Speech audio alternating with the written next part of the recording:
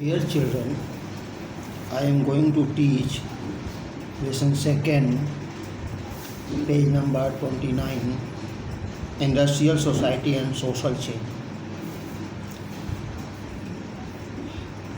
Industrial Society and Social Change. These political trends indicated a new time. It was the time of profound social and economic change.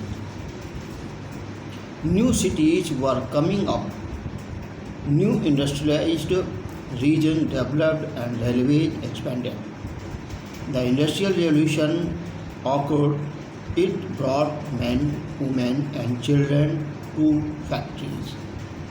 However, still the problem of unemployment was common. People were forced to accept long working hours and poor wages. With the urbanization and housing and sanitation problems were growing. Outlook of nationalist, liberals and radical. Almost all the industries were privately owned. However, many of the liberals and radical had their own property as well as were employers. They had earned their wealth through industrial venture or trade. They believed that the benefits could be achieved if the workforce in the economy was healthy and the citizens were educated.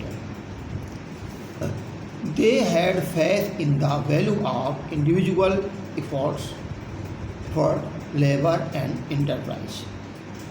Some of them wanted revolution to put an end to the kind of government existing in Europe in 1815.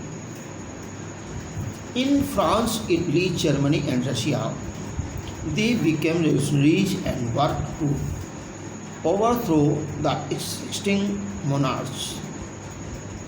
They they talked of the revolutions that would create a nation where all citizens would have equal rights.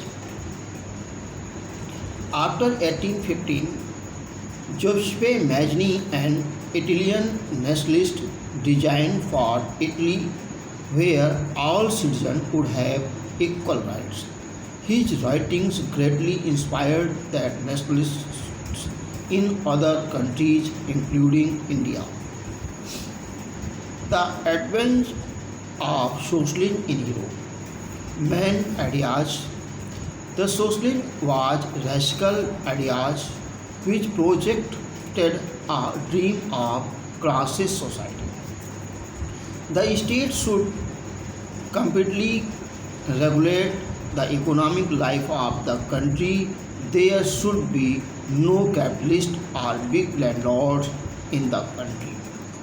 All the industries, banks, insurance companies, railways and ships should be owned and controlled by the state. The profit from these enterprises should be used for welfare of the societies and not for any particular cause. The private property is the root of all social ills. The capitalists were only concerned about their profit and not with the welfare of workers. The question arose of how a society without private property could operate and what would be the basis of a socialist society. Future society. Socialist thinkers and different views about the future setup of the society. Second, in England, an early socialist, Robert Owen, outlined a scheme for the establishment of self-governing, non-profit, cooperative shops and producer societies catering to the needs of the workers. Louis Blanc, a French journalist, gave a partial shape to socialism.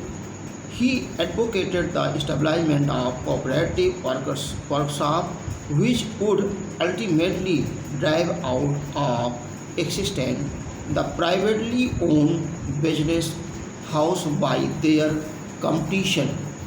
The scheme of social reconstruction as given by the early society socialists failed to achieve much, yet their contribution was great. They constituted a link between the socialists of the 18th and 19th century. They focused public attention on the evils of the existing industrial system and miserable condition of the working class. Now Karl Marx in collaboration with the Friedrich Engels gave socialism a philosophy, a new direction and scientific basis. Marx believed that under capitalism, wealth was becoming increasingly concentrated in the hands of a few. More and more people were being pushed down into the working class. Consequently, fewer and fewer people would have means to buy goods and stimulated economy. Revolution. The social suffering would intensify the struggle between the capitalists and the workers. The working class must initiate a revolution. This class would come out victorious in one-fifth conflict with the capitalists. A classless society or communist society was the natural society of the future. Support for socialism. By the 1817, socialist ideas spread throughout Europe. The International Men's Association or the first international was formed in 1864 to unite the socialist parties in various countries into an international organization. A congress was held in Paris on 14 July 1889. It was known as Second International. It marked a new stage in the history of socialism. The workers in England and Germany began forming associations to fight for their rights. In Germany, the Workers' Association worked closely with the Socialist Democratic Party and helped it in winning parliamentary seats. By 1905, the Socialists and Trade Unionists formed a Labour Party in Britain and Socialist Party in France. However, until 1914, they could not succeed in forming a government in Europe. But they were strong enough in parliamentary politics and shaped their ideas into law. The government continued to be run by conservatives, liberals and radicals.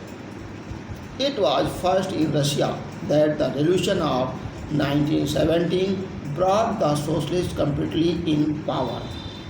The Russian Revolution. The government in Russia was taken over by the socialists through the October Revolution of 1917, the fall of monarchy in February 1917 in Russia, and the events of the October Revolution are normally called the Russian Revolution.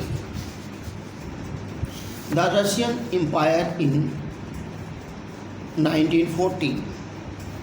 In 1914, Tsar Nicholas II ruled Russia and its empire. Beside the territory around Moscow, the Russian Empire included the present-day Finland, Latvia, Lithuania, Estonia, parts of Poland, Ukraine, and Belarus. The empire stretched to the Pacific, comprising the Central Asian states and the present-day